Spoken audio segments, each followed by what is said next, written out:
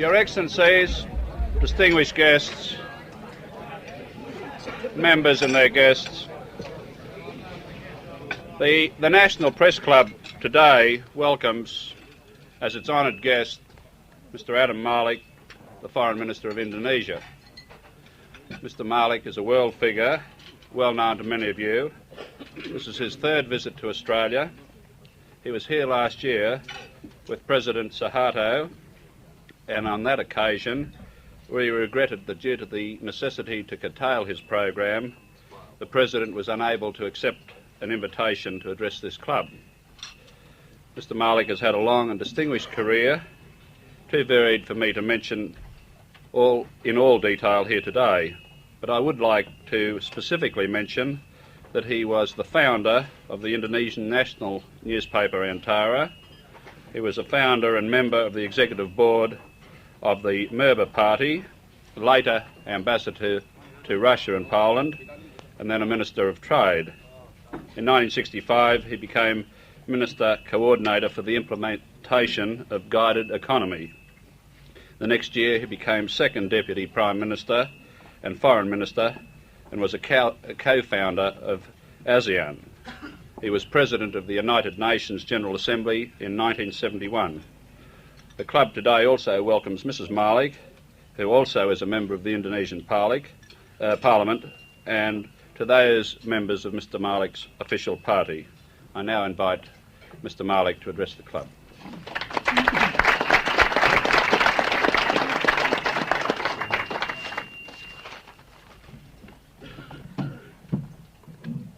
Mr. Hawkins, ladies and gentlemen, I thank you very much for your kind introductory remarks as well as for the splendid luncheon you have arranged for me and my party today. It gives me great pleasure indeed to meet all of you here in the course of my third visit to Australia today. As I stated on my arrival in Sydney, my visit is not intended to solve any problems between our two countries, for happily we have none. Nor have I come to negotiate any particular issue. I have come to strengthen even more the existing relationship of friendship and mutually beneficial cooperation between our two countries, and if possible, to expand them to cover even wider fields of common interest. The talks I have had with leaders of your government, as well as with members of the opposition, have convinced me of the basic convergence of ideas and objectives in the policies of all respective governments with respect to such vital issues as national development, regional cooperation, and the problems of the stability and progress of the East Asia Pacific region. We have also just had our second annual meeting between senior officials of Australia and Indonesia, which again showed how valuable such periodic consultations are, not so much because they will lead to any spectacular changes in policies on either side, but because, being basically in agreement on fundamental issues, Australia and Indonesia need to consult frequently to ensure that the understanding each has of the perception of the other is accurate and up-to-date. Yesterday, I had occasion to have an exchange view with Foreign Minister Willacy of instrument of ratification on the two agreements on the seabed boundaries between Australia and Indonesia. As I remarked yesterday on that occasion, this exchange marks another important milestone in the relationship between our two neighboring countries. I hope that in the very near future we will be able to ratify a third agreement on the boundaries, and as you may already know, I will be flying to Port Moresby on Sunday, among other things, to sign an agreement covering border regime arrangement between PNG and Indonesia, specifically the province of Irian Jaya. Although we know that in the relationship between nations, no amount of written documents or agreements can guarantee friendship and mutual understanding. We also know that agreements such as this do anchor our relationship on a solid foundation of mutual trust and mutual appreciation of each other's rights and aspirations. It is not my intention to proceed my question and answer session with you with any full-fledged political speech. It is my experience that it is often frustrating to you to have to listen to a long speech containing all things you already know or did not wanted to know in the first place. And I know you are ready to pounce on me with lots of other questions anyway. Let me therefore simply say that my exchange with Australian leaders have been wide-ranging and, as always, characterized by frankness and complete understanding of each other's interests and perceptions, especially on those questions of direct concern to us concerning the region we both live in. Australia and Indonesia share the realization that the pace of transition through which our world is moving today will inevitably engender vast and fundamental change in the political and power configuration of the world, and that there is no other region in the world that will be so much affected by these changes as our region. We have also come to realize, however, that apart from fluidity and uncertainty in the situation, this transition also provides the small and medium nations of this region the opportunity to come together in order to gird themselves to face future change and to try to ensure that those changes will not again become a pattern dictated solely by the interests of the major powers. We have come to share the conviction that the present atmosphere of detente should not only cover certain regions or specific interests alone, nor should it lead to either collusion among the major powers to restructure the world according to their needs of mutual accommodation or to indifference towards the aspiration of the smaller countries. It is clear that in facing the present international constellation, governments have to reassess and readjust their policies, if only to remain in step with the demands of the time. Indonesia welcomes the reiteration and readjustment of policies which the Australian government has effected in recent years, for we see them as a logical evolution towards the attainment of Australia's legitimate goals and perceptions for a better and more secure future for her people. Indonesia's policy has always been one based on an independent and active approach towards international problems, and therefore fully understand Australia's present posture and policies in this respect. I am confident, therefore, that Australian-Indonesian cooperation will continue to expand and deepen to the mutual benefit of our two countries, as well as in the interest of our region as a whole, on the basis on which they have developed so far, namely on equality, mutual respect, non-interference, and sincere friendship. I will be happy now to answer your question as best as I can. Thank you.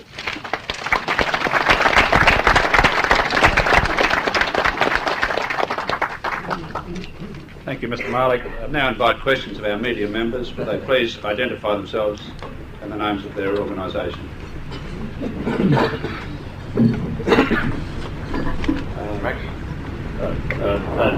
David Barnett from the Australian Associated Press. I wonder what your current feelings are about the Australian concept for an Asia-Pacific grouping, a political grouping. In February this year, you were rather less sympathetic to this idea than you now appear to be. Could you say whether you currently would support such a proposal? Bagi Indonesia sebagai anggota United Nations, tentu kita melihat perkembangan dunia ini dari kepentingan tiap-tiap negara, besar atau kecil. For Indonesia, as a member of the United Nations,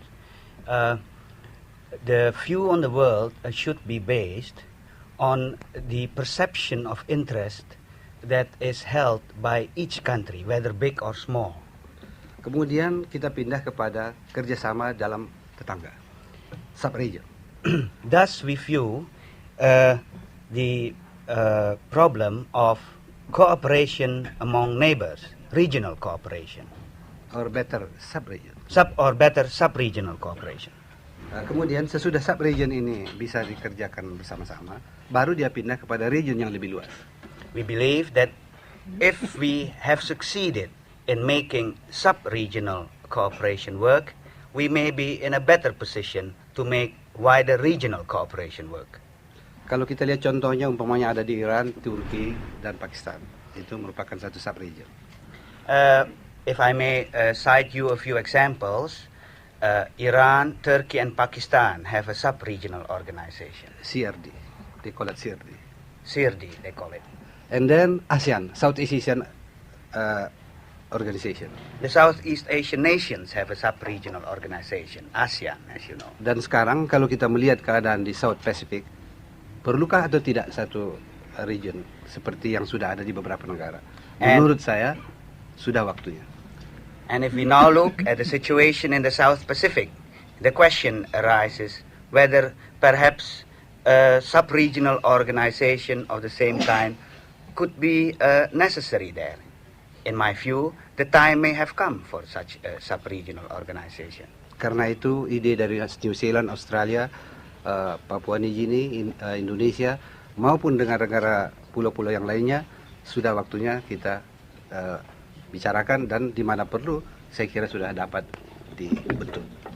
I therefore think that a sub-regional organization that may possibly group together Australia, New Zealand, Indonesia, Papua New Guinea in the future, and perhaps other independent countries in the South Pacific may be a feasible organization to think about, to start thinking about now.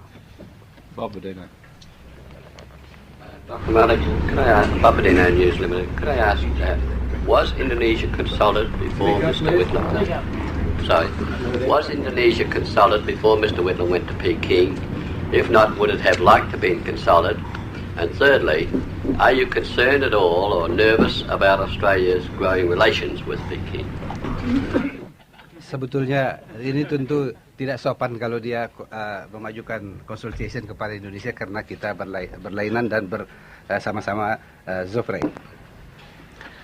I don't think it would be proper to ask for Australia to consult Indonesia before she goes to Peking. We are both sovereign, so why should she consult us? Malahan dalam ASEAN yang merupakan satu region tidak ada kemestian ini. Even within ASEAN, where we have very close regional cooperation, we don't consult each other on everything. Sebab masing-masing berdaulat. Because we believe we are all sovereign nations. Kemudian tentu saja pertanyaan kedua, apakah saya atau Indonesia apakah sedikit kaget dengan hasil atau kunjungan dari Perdana Menteri Vietnam ke Peking? Ya, saya dengan satu perkataan boleh mengatakan tentu saja tidak. As to your second question, whether we are, in your words, a bit nervous about Prime Minister Whitlam's visit to China, I could very shortly say, not at all. Kalau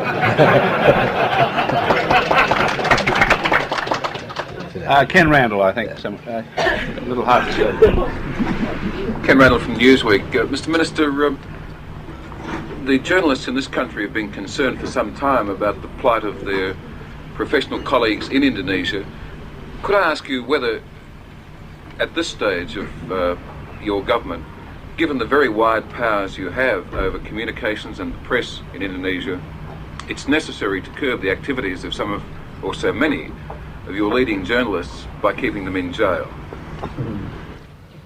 Saudara-saudara tentu tahu bahwa saya ini lebih banyak hidup saya dalam dunia komunikasi, mass media atau dengan satu perkataan dalam jurnalisme. As many of you perhaps know, I've spent the better part of my life as a journalist. Jadi oleh karena itu, setiap apakah itu dari pemerintah yang lama, apakah yang sekarang, setiap tindakan yang mempersempit usaha pers ini tentu selamanya saya berusaha itu mencegahnya. So I can tell you that whether it was during the previous government or now, I have consistently opposed any action or policy that would restrict the freedom of journalists in my country. Tapi tentu saudara-saudara juga, seperti saya juga, setiap wartawan di tiap negeri itu mempunyai satu tugas yang paling berat, yaitu tanggung jawab sebagai wartawan. But as you will also agree with me, journalists all over the world, also in your country, have a very heavy responsibility in performing their task. Saya tunjukkan contoh responsibility ini, umpamanya bagi satu negara yang memerlukan menaikkan kehidupan rakyatnya secara wajar. Dan kalau kita sebagai wartawan menulis yang mengatakan bahwa rakyat ini bodoh dan tidak sanggup, ini saya kira sudah melanggar tugas kita sebagai wartawan. If I can give you one example, one simple example, for a nation that is devoting all-out efforts in order to increase its standard of living, it would be detrimental indeed if there were writings in the press that would picture or doubt the people's capacity to develop itself. Jadi oleh karena itu, saya harap kepada penanya ini, jika ada bukti-bukti yang mempersempit atau yang mungkin membatasi kegiatan pers di Indonesia, ya katakanlah supaya saya juga ikut membantu untuk menghapuskan atau meringankan beban yang dirasakan berat tadi. So I would simply ask the questioner on this score that he provide me with any specific instances where, in his view, the rights or the freedom of movement of Indonesian journalists are at present being restricted, so that I myself can try to correct this, because I'm personally vitally interested in this. Andrew Clark. United Press International, sir. My question concerns what some people call the related incident of the successful revolution by students in Bangkok, the subsequent rioting by students in Bandung from the Institute of Technology. On the incidents of the 5th of the August in Bandung before, these riots were blamed on communists. Don't you think that this is a little bit of a facile explanation of the situation, and that the real reason perhaps could be the greater disparity between wealth and poverty in Indonesia? Pertama tentu mengenai aktiviti atau perkembangan mahasiswa di Bangkok, saya tentu tidak akan mau mencampur ini. Let me first say that I am not in a position, of course, to comment on the background of the activities and the student demonstrations in Thailand. Komentar saya cuma satu, setiap mahasiswa bergolak dimanapun, apakah di Indonesia, apakah di Bangkok, apakah di Soviet Uni, apakah di mana saja, ini tanda bangsa itu hidup. I have only one comment, and that is, wherever there is student movement or student demands, it only shows that the situation in that country is very much alive. Bahwa masyarakat itu hidup. That the society is alive. Yang penting tentu supaya dapat dijuruskan kepada perkembangan yang demokratis. The important thing then is that to channel those activities into constructive purposes. Constructive democratic. And democratic purposes. Pertanyaan mengenai di Indonesia juga demikian. Sebab setiap gerakan mahasiswa di Indonesia, setiap pergolakan mahasiswa di Indonesia, selalu juga mereka konsultasi, atau sebelumnya mereka datang pada saya, atau sesudahnya juga datang mereka bertukar pikiran. The same remarks apply to conditions in Indonesia. I can tell you that at all student movements, every time the student moves for certain demands, they have always talked with me. If not consulted, at least told me what was in their minds and what they wanted to see us achieve. Dan yang mengenai di Bandung, sebetulnya kalau saudara penanya tadi maksudkan peristiwa 5 Agustus, sama sekali tidak terlibat mahasiswa di sana. And specifically with regard to Bandung, if you study the situation well, in fact, no students were involved in the Bandung 5 August. On the 5th of August. Yang sesudah Bangkok itu ada gerakan yang dari Bandung timbul karena ada suara dari Jakarta seolah-olah tidak boleh berambut panjang. Karena itu mereka marah, turun menanyakan apakah ini polisi pemerintah. Subsequent activities of students, which coincided after Thailand, were on the issue of long hair.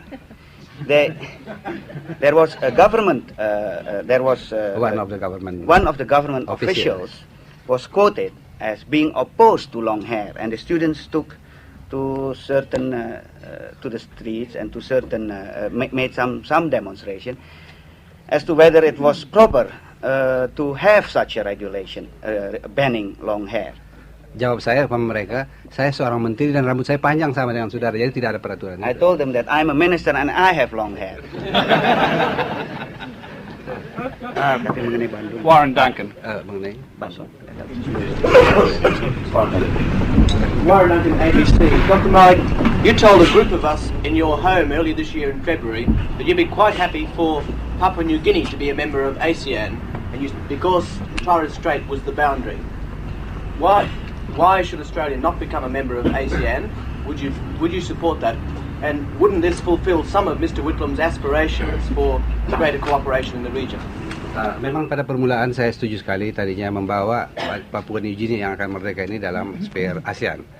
Tetapi beberapa negara dari ASEAN itu menganggap bahwa Papua New Guinea itu sudah terlalu jauh.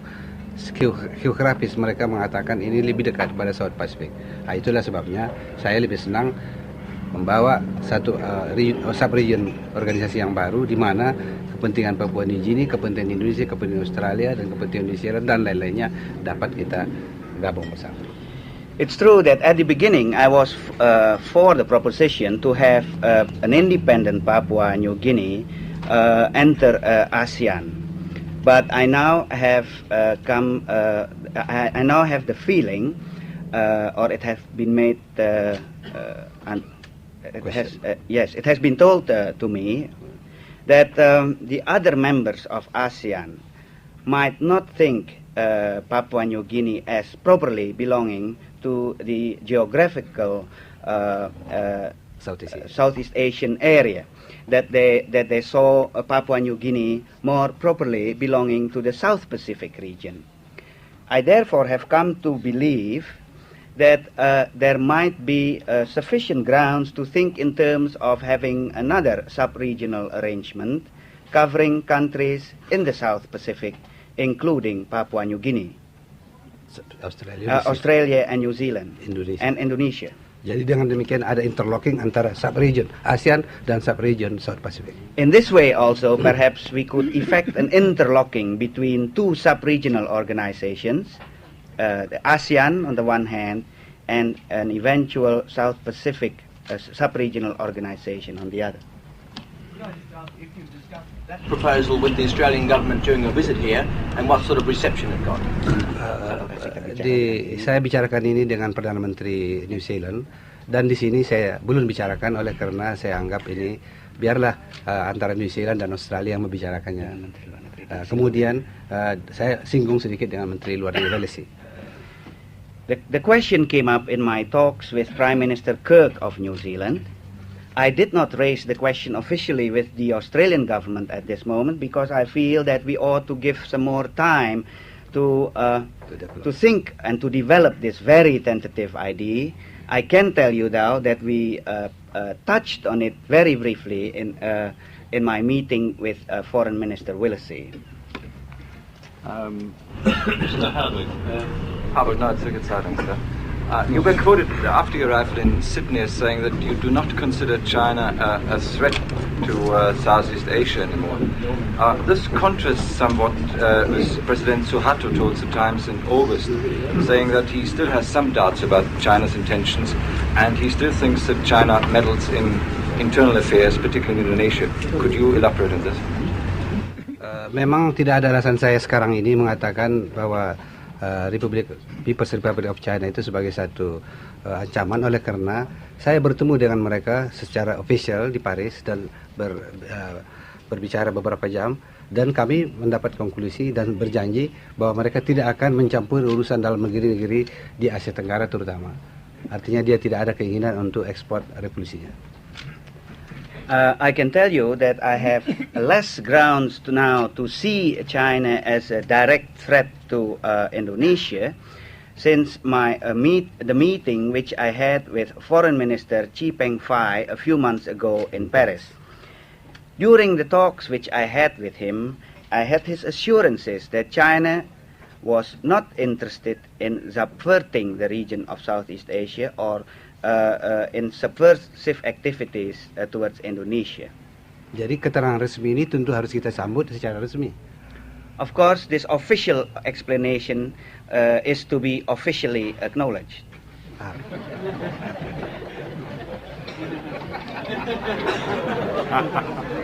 Brian Johns, I think.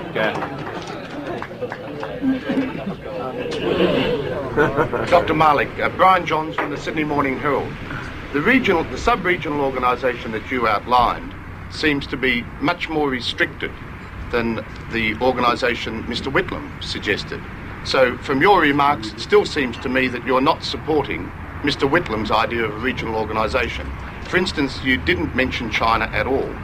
Now, a supplement, just to further to that, if you are in favour of a new regional organisation, are you prepared to take an early initiative on it? Supaya jangan ada confusing. In order to avoid confusion now, saya sudah mengatakan dari semula ada sub-regional cooperation, ada regional cooperation, dan ada cooperation yang lebih luas lagi, tingkat-tingkatnya. I've always seen a distinction between sub-regional organization, a wider regional cooperation, and even larger groupings of cooperation between nations. Jadi kalau yang dimaksudkan oleh penanya mengenai larger regional cooperation, yaitu dicetuskan oleh Perdana Menteri Whitlam di Jakarta pada bulan Februari, ini memang masih di dalam pembicaraan terus-menerus. So if the questioner refers to the larger economic cooperation that was touched upon or brought forward by Prime Minister Whitlam during his visit to Jakarta in February, then I can tell him that this idea is still being discussed between all countries of the region. Bahkan waktu pertemuan saya kemarin dengan Perdana Menteri, saya tanyakan juga, apakah tidak lupa Perdana Menteri menanyakan pikiran Chou En-lai? In fact, when I met Prime Minister Prime Minister Whitlam, during our talks, whether on the occasion of his visit to China, he had occasion to ask Prime Minister Chou En-lai on his ideas about such kind of regional cooperation. Tapi dengan minta maaf, jawabnya ini saya belum mau sampaikan kepada saudara-saudara. But I apologize to you that I cannot reveal his answer to me on that score. Dari itu alasannya karena kita sedang berusaha terus. The reason is because we continue this discussion and dialogue toward such a wider regional cooperation. Karena itu Indonesia dari semula pada waktu bulan Februari tidak pernah kita mengatakan kepada Perdana Menteri Whitlam keberatan, malahan kita sokong. And I would like to remind you that from the outset, in February, Indonesia never opposed the idea of a wider regional cooperative scheme. In fact, we supported it. Include China. And including the eventual participation of China. Soalnya sekarang, bagaimana melaksanakan ide yang luas ini? The problem only is how to implement such an idea for regional cooperation. Satu contoh yang praktis saja. Andai kata semua negara di Asia sudah setuju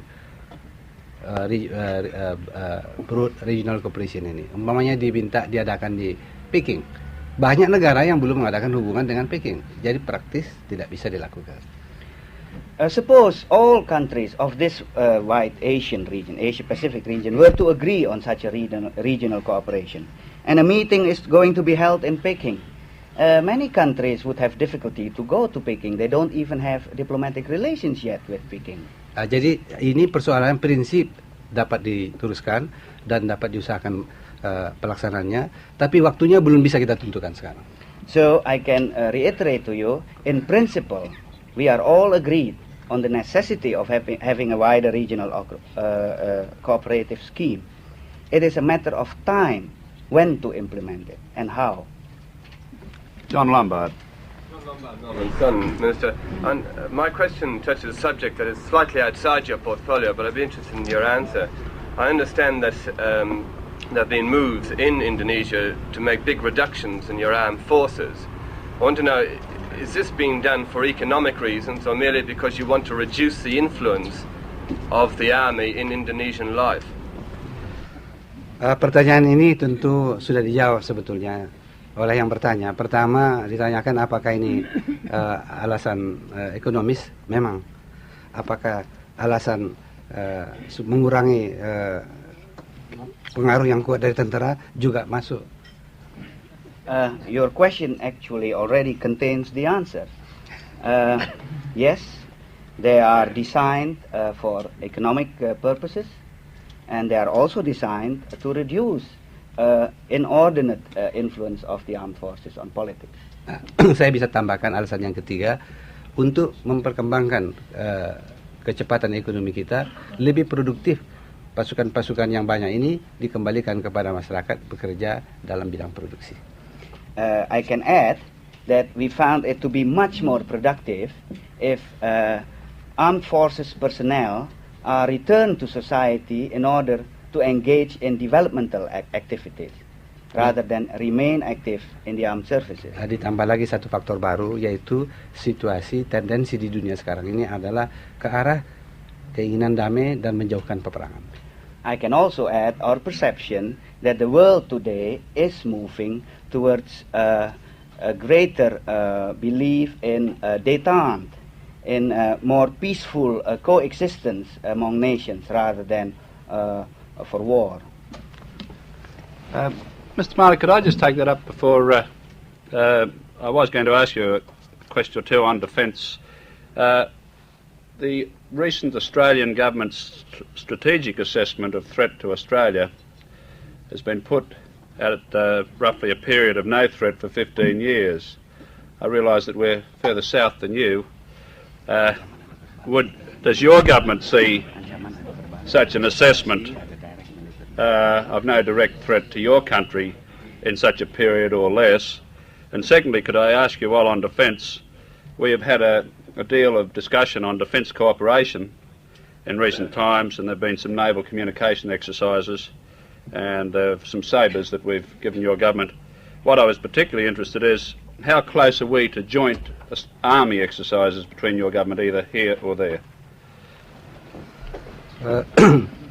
Sebetulnya yang mengenai kerjasama militer antara Australia dan Indonesia, saya akan jawab lebih dulu. I would first like to address myself to your second question on the cooperation between the armed forces units supaya Australia and jangan ada kontradiksi antara keterangan saya yang kepada saudara penanya di sebelah kanan tadi, bahwa dunia ini tendensinya perdamaian. So that there is also no contradiction to my previous answer to your colleague just now, that we do see the world as a world moving towards détente rather than Tapi ini tidak berarti bahwa dunia ini akan damai, jadi rumah kita pun kita biarkan dengan tidak ada pengamanan. Ini juga saya kira tidak benar. We believe that détente notwithstanding, the world will not be a completely peaceful world for a long time to come. So we have to be able to keep at least our house in reasonably stable and peaceful conditions.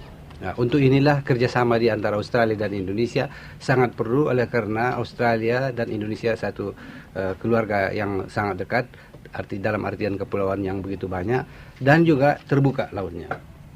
It is in this context that Indonesian-Australian cooperation in certain aspects of defense should be seen, because we feel that we have common problems, we belong to the same region, and there is much to say for close cooperation in several fields. Malahan ini akan kita kembangkan sampai yang sangat rapid. In fact, we intend to increase such cooperation in future to cover as many fields as possible and desirable. jika kedua negara itu bersetuju tentunya. If indeed, of course, there is agreement between the two countries. Soalnya dalam menjaga daerah yang begitu luas, tentu tidak bisa kita lihat dari kapal udara saja, tidak bisa kita lihat dari kapal-kapal saja, atau tidak bisa hanya exercise angkatan laut dan angkatan udara. Of course, to cover such a wide area of space between our two countries and covering both our territories, it would perhaps not suffice to only have occasional exercises among our navies or our air forces. Malahan nanti harus kita kembangkan satu sistem yang paling efektif buat menjaga daerah kita ini dari menit ke menit sampai kita mengetahui semua gerakan ya pencuri-pencuri yang mau masuk ke rumah bisa kita ketahui secara computerized. And perhaps there will arise a need in future that we augment our capacities to have as near perfect surveillance of our vast shores of all alien movements into our territory. Tentu saudara-saudara mengetahui bagaimana perkembangan dunia teknik yang sekarang dengan macam-macam alat.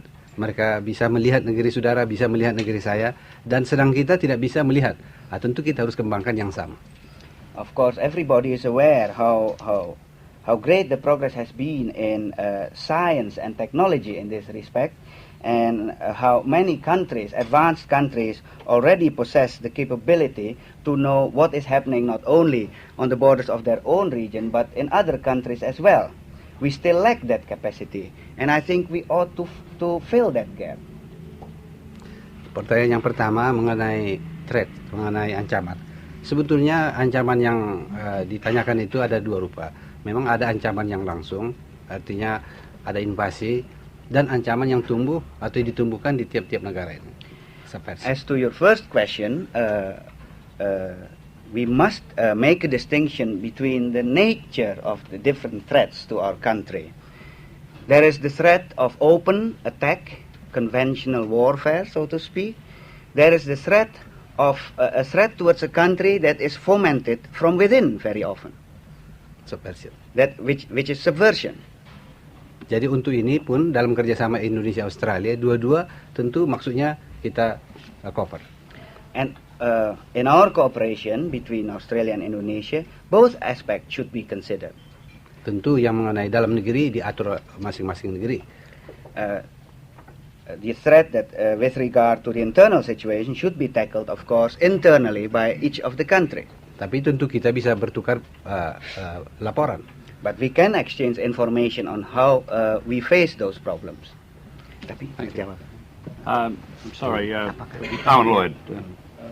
Lloyd, ABC, Mr. Minister.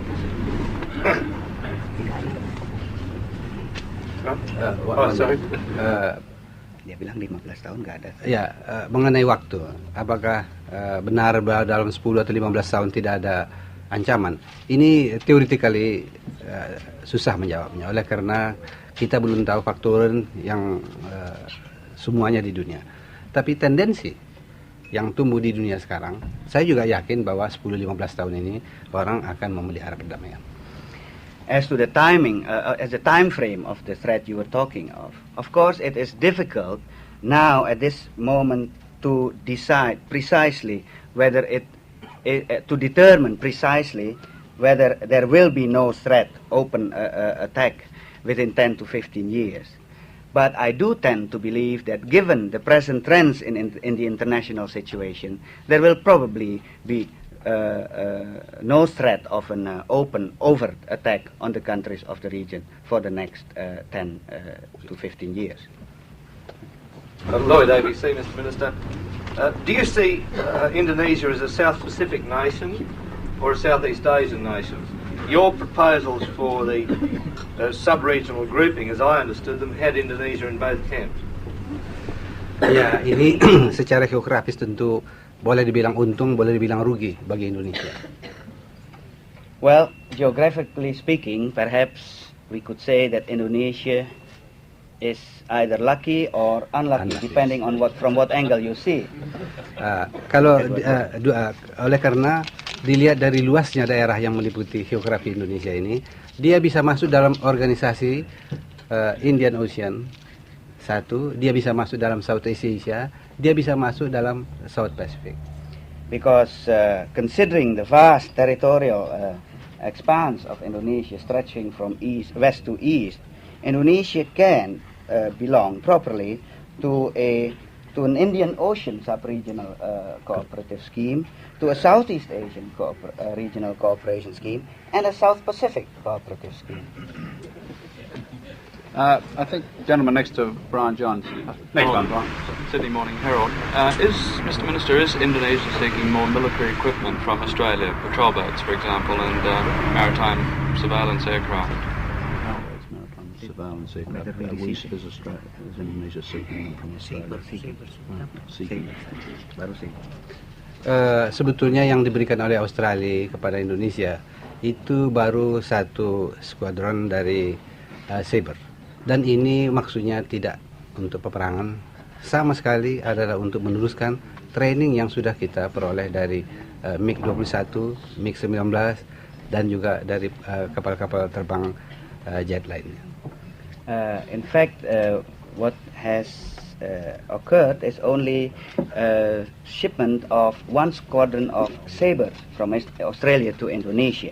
And I can assure you that they are not for war purposes, but rather to continue the training of Indonesian pilots in the flying of jets, because in the past they have had their training on MiG type aircraft, and they will have to continue their proficiency in handling jets.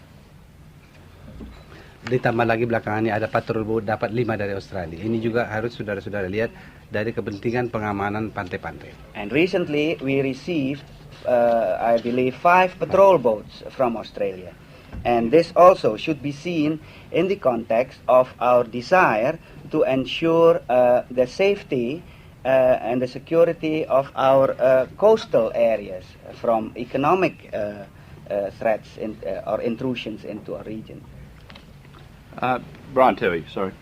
Dr. Malik, have you received any approach from Japan to boost oil supplies to Japan following the Middle East war? What would your attitude be towards any such approach? And secondly, how do you see your decision to boost supplies to the United States as affecting your stand in the Middle East? Pada waktu belakangan ini memang ada mungkin satu salah pengertian atau salah menangkap keterangan-keterangan mengenai minyak ini, mengenai minyak Indonesia. I noticed that recently there has been some confusion in the press on the question of Indonesian oil supplies. Saya ingin menjelaskan kepada saudara-saudara bahwa kita mempunyai program jangka panjang. I want to make clear to you that the Indonesian government has a long-term program of development in the oil industry. Dan ini sedang berjalan. And this is currently going on. Antara lain ada yang kerjasama dengan Australia, ada yang sama dengan Jepang, ada yang sama dengan Amerika, ada yang sama dengan beberapa negara. In this context, we have cooperative endeavors in the oil industry with Australia, with Japan, with the United States, and with many other countries. Jadi kalau timbul peperangan di Middle East sekarang, kemudian ada politik minyak, politik boykot minyak, ini sama sekali tidak mempengaruhi planning kita. So with the outbreak of hostilities in the Middle East, I can tell you that they have not influenced our long-term program on oil development in our country. Kemudian saudara-saudara tentu harus mengerti, minyak ini tidaklah seperti barang yang bisa diciptakan setiap hari produksinya seperti keinginan kita. You must also understand that production of oil is not a thing that can be increased as quickly as we want to. It takes time to have oil production increased. Jadi oleh karena itu biarpun saudara-saudara dari Australia, biarpun saudara-saudara dari Amerika atau dari Jepang ingin hari ini minyaknya ditambah, tidak mungkin. So even if, say, Australia or Japan or the United States wants more oil from us, we simply are not in a position to do so. Jadi oleh karena itu kita tidak menyangkutkan diri kita dengan perkembangan minyak yang tajam sekarang di Middle East. Kita terus dengan program kita meningkatkan melaksanakan program peningkatan produksi kita dalam semua lapangan ini. So therefore, I would like to stress that one should not confuse Indonesia's development of its oil production with the current Middle East crisis. We will continue our oil production increases according to the long-term plan which we have made up for several years now. Harold Fry. Times, Dr. Malik, I wanted to ask you if the Indonesian government or the Indonesian people have any difficulties at the moment or foresee any future difficulties in maintaining adequate food supplies for the Indonesian people. Ya, mengalami memang persoalan food problem ini adalah sangat sensitif di Indonesia oleh karena selama ini kita hanya memusatkan makanan rakyat itu pada beras. The food problem in Indonesia is indeed a sensitive problem, and therefore we have devoted utmost energy and attention in the past few years to the problem of rice production. Dan ini sulitnya, mulai kita merdeka, sebenarnya produksi itu meningkat. The problem we face is this, that since independence, actual rice production in our country has increased year by year. Tetapi kenaikan produksi ini lebih cepat lagi kemauan rakyat makan lebih banyak. But with that increase, there has been an even greater increase in consumption of rice by our people. Kemudian ditambah lagi dengan belum berhasilnya kita membatasi kelahiran. Jadi kalau dilihat dari angka-angka kelahiran, maka bertambah lagi orang yang ingin bertambah perut yang ingin makan beras. Coupled to this is our problem of having not been able yet to push down our birth rate. So you can imagine the combined effect of accelerated growth of our population and increased demand for specifically one commodity, which is rice as staple food for the Indonesian people. Saya tunjukkan satu contoh. Saya datang dari satu daerah pulau di Sumatera. Rakyat di sana sebelum merdeka itu tempo-tempo satu hari cuma makan 2 kali beras. Tapi karena merdeka, mereka menganggap kemerdekaan ini satu hal yang memaksa dia, berhak dia untuk makan 3 kali beras. I can give you an example. I come from a region in Sumatra where we usually eat only twice a day rice and have additional other food in between. But now with independence, my region and other regions in Indonesia the people there feel that with independence there ought to come the right to eat 3 times a day rice. Kita berusaha keras pemerintah sekarang ini untuk meyakinkan rakyat bahwa dalam beras tidak begitu banyak kalorinya. Kita ingin mengganti menu. Tapi ini teoritis, mudah dikemukakan. Tapi bagaimana meyakinkan rakyat yang sudah ratusan tahun memakan beras dan menurut kepercayaan dia di sana ada kekuatan, cukup kalori. The government has been trying very hard to launch an educative program on nutrition, telling the people that rice actually is not very nutritive. They could easily complement it with other more nutritional values and so on. But this is all good in theory. The people think rice is the thing and they want to eat rice. Jadi oleh karena itu kita sekarang berusaha mencari jalan untuk mempercepat proses penanaman padi ini dengan memberikan kesempatan kepada rakyat Indonesia maupun kepada foreigner untuk membuka rice project. We therefore have decided to start on a program of establishing greater areas of rice growing, the so-called rice estate program, opening the opportunity to both domestic as well as foreign entrepreneurs to move into the field of large-scale rice production, mechanized. Jadi kalau ada saudara-saudara di sini yang ahli beras, ya ini menanam modal sebentar, dalam masa 2 tahun sudah kembali uangnya.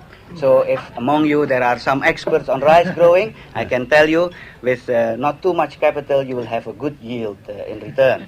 Within 2 years. Please invest in Indonesia. Within 2 years. Within 2 years. Max Welch, Walsh from the Financial Review, Dr. Malik. These are two unconnected questions, but they refer to answers you've given earlier. To Mr. Tui, you spoke of the fact that there had been no change in Indonesia's long-term production policy for oil supplies in view of what had happened in the Middle East. There have been reports, and as you have said, there has been some confusion in the press. There has been reported you are increasing supplies to the US and to Holland. Long-term production aside, has the Middle East changed your short-term delivery pattern? That's the first question. Sebenarnya saya mendapat kabar dari New York. Sumbernya ini dalam satu upacara di New York mengabarkan bahwa Indonesia akan memberikan tambahan increase produksi minyaknya untuk membantu Amerika karena Middle East. Begitu juga pada Belanda. Ya, inilah yang tidak benar. Tidak mungkin kita memberikan, walaupun ada keinginan kita, tidak mungkin menurut produksi yang ada sekarang. Well, I can inform you that I have received some cabled reports that to the effect that at a meeting or at a celebration of Pertamina in New York, some remarks were attributed to an high Indonesian official there, as if Indonesia was going to supply, send extra supplies to America or to the Netherlands. This has been officially denied now. We simply cannot do so. That was what I was trying to explain. Physically, we cannot do so, even if we wanted to. Your next comment. Good, Dr. Malik. Thanks very much for that. The second bit refers to the answer you gave to Mr. Johns in respect to the regional grouping which Mr. Whitlam refers to, and you saw as an obstacle the position of Peking and the recognition of Peking by certain ASEAN countries. Could you tell me what sort of timetable you see in respect of ASEAN countries recognising the Peking government, and what are the main obstacles in the path of this recognition now? Sebetulnya bukan merupakan satu hambatan yang prinsipil, oleh karena semua negara-negara ini sudah bersetuju untuk menormalisasi hubungannya dengan Peking. Actually, I don't see it as an obstacle of principle, of time. I would like to stress that. Because, in principle, all ASEAN nations have agreed to normalize relations with China. Hanya menunggu waktu pelaksanaan dari tiap-tiap negara. Only in its timing, we leave it to the individual countries to determine when they would move towards such a normalization in the light of their own internal requirements. Nah, itu sebabnya saya melihat bahwa waktu masih diperlukan. That is why also I'm stressing on the time factor on effecting a wider regional cooperative scheme. Nah, kemudian sekarang kita juga masih terus membicarakan kalau kita mau mengadakan kerjasama yang luas ini, apakah Soviet Uni ikut? Apakah Amerika ikut? Then of course, apart from this one example as I mentioned earlier in my answer, there are other factors we ought to give thought to as to the membership of the wider regional organization.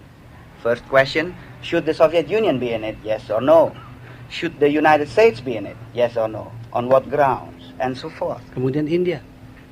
And how far west do we go? Should India be included?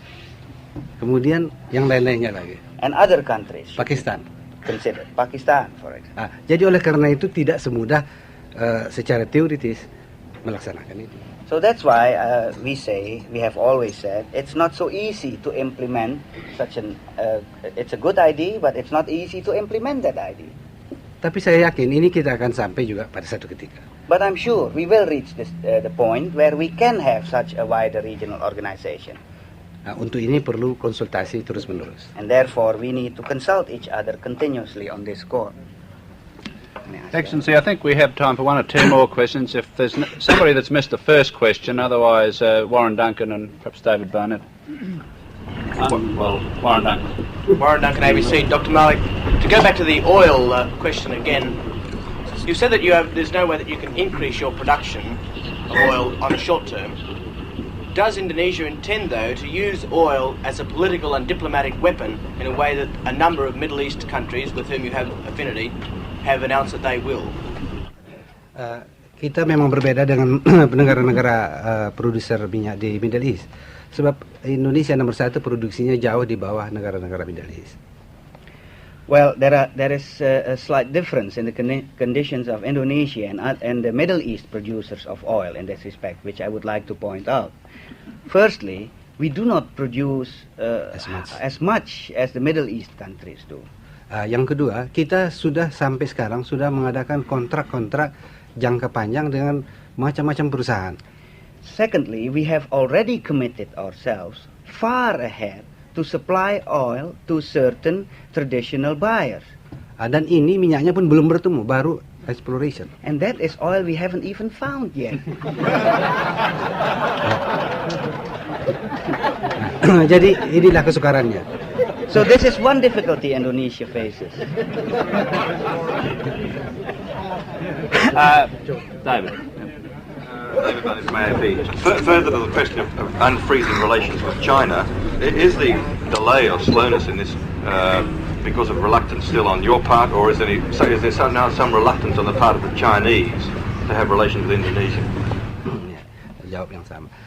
Persoalannya prinsipil tidak ada lagi. As I explained earlier, there are no objections in principles on either side to normalize relations. Oleh karena hampir 4 jam saya berdebat dengan mereka, bertukar pikiran menurut pandangan kita dan menurut pandangan Peking, sehingga semua persoalan sampai yang sekecil-kecilnya sudah kita jelaskan. Because at the meeting with Foreign Minister Chi Peng-fai, which I had, we discussed for almost 4 hours all kinds of potential points of friction or views which we may have. And I can tell you that it was an exhaustive discussion, a wide-ranging discussion. Kemudian kita mengambil konklusi berdua bersama-sama bahwa kita membutuhkan waktu normalisasi.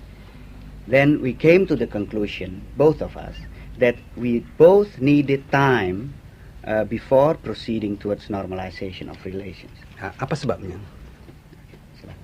Sebabnya oleh karena di Indonesia banyak sekali orang warga negara yang berketurunan Cina.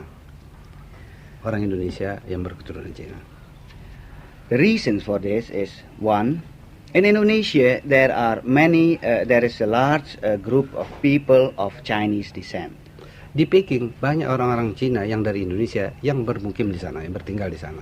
In China, there are many Chinese who have once lived in Indonesia and had returned to China. Sebelumnya itu mereka sudah dikasih tahu harus menjadi warga negara yang loyal di mana mereka mengakui negerinya. Before that, to both groups, and especially the group in Indonesia, they were told to become good citizens of the countries in which they reside. Begitu juga di Peking. Equally so of the Chinese the Chinese from Indonesia who came to Peking. Karena itu buat warga negara ini diperlukan satu re-education. And therefore we feel that for these two specific groups, it would be wise to have a re-educational process in order to implant on them again their loyalty towards the country in which they reside. Jadi berapa lama kita memerlukan re-education ini? Tentu saudara-saudara bisa menimbang bagaimana meyakinkan orang. Apakah 1 hari, apakah 1 tahun, apakah 2 tahun. Itu sebabnya kita tidak membuat time limits. So as to how much time we will need for this re-educational process, you can imagine for yourself that it will perhaps not be a question of days or weeks. It may take a year or 2 or more. Begitu juga kita memerlukan memberikan pengertian baru kepada rakyat Indonesia yang ratusan juta ini. Kalau besok lusa kita sudah normalisir hubungan dengan Peking, jangan menimbulkan pertentangan atau kebencian lagi seperti yang sudah. We also have to prepare the atmosphere in our own country towards the event of normalization, so that when normalization takes place, it can take place in an atmosphere where there is no more hostility or enmity towards one another. Alasan yang terakhir lagi, Indonesia adalah anggota dari Southeast Asian Nation. Jadi kita sudah bersepakat bahwa akan menormalisir dengan Peking. Indonesia sudah mengadakan diplomatic relation dengan Peking, tetapi 4 negara lainnya belum. Karena itu diberikan kesempatan kepada yang lainnya memulai membuka hubungan dialog dengan Peking. The third reason is to be found in Indonesia's membership in the ASEAN. As you know, we are with 5 countries there, of which Indonesia is the only one having already diplomatic relations with China, although they are now in a suspended state. The other 4 countries of ASEAN have never had relations with China. So we have agreed, mutually agreed among the countries of ASEAN, that the other ASEAN countries too should be given the opportunity to prepare themselves and to move towards a normalization of China, which will obviously require more than what will be required for Indonesia, already having diplomatic relations. Jadi untuk ini memerlukan waktu. This again would require time, especially for the other ASEAN member countries. Tapi Peking sudah mengetahui bahwa negara-negara di Asia Tenggara sudah melangkah kepada arah normalisasi. Satu. Dan yang kedua, negara-negara di Asia Tenggara tidak ada merasa bermusuhan dengan Peking. But what is important is that Peking knows now that the ASEAN countries are moving towards normalization, firstly, and secondly, that the ASEAN countries harbor no hostility towards China. Yang terakhir tentu masing-masing negara ini mempersiapkan penjagaan segala kemungkinan keamanan negerinya.